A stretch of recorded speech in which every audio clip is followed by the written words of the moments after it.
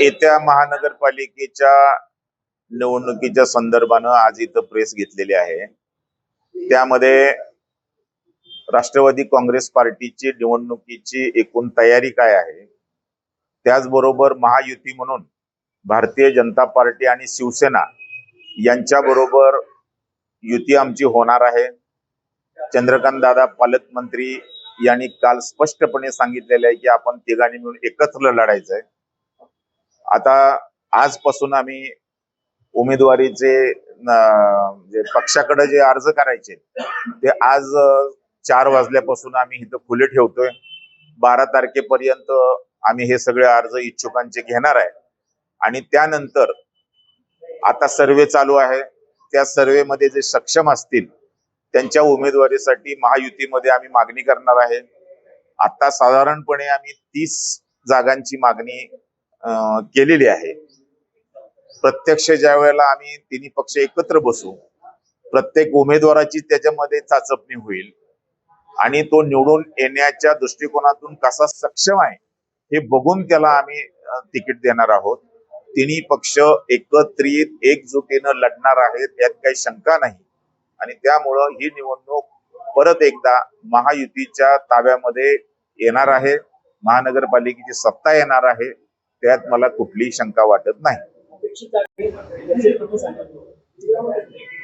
मिरजेत आणि सांगलीमध्ये मिरजेमध्ये आपण साधारणपणे 18 जागा मागितलेल्या आहेत।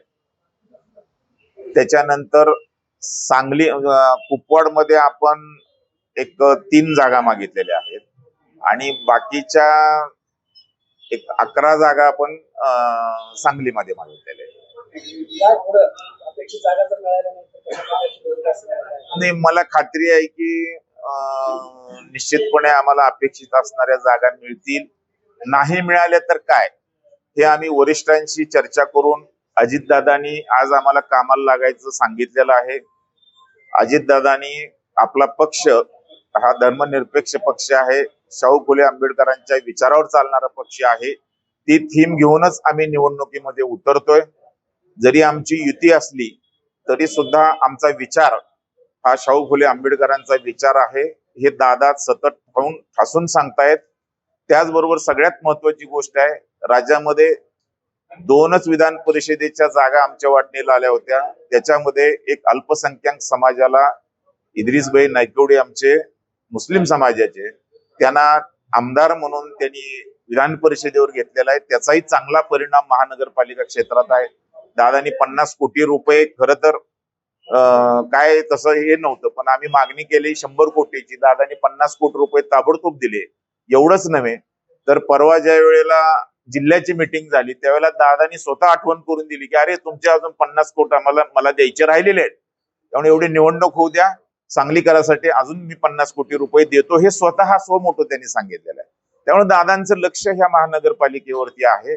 उमेदवार आमच्याकडे सक्षम आहेत, इद्रिस भाई नायकवडी आमदार आहेत आणि आम्ही सगळेजण एकत्रित मिळून या निवडणुकीमध्ये चांगलं यश मिळवू अशी मला खात्री आहे। किती नंबरवाले उमेदवार असणार तुमच्याकडे? 1 नंबर, 2 नंबर, 4 नंबर उमेदवार निवडताना काय?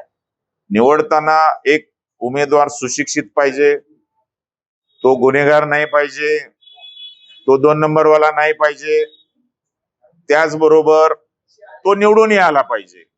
या बाबतीमध्ये कुठेही आम्ही तडजोड करणार नाही।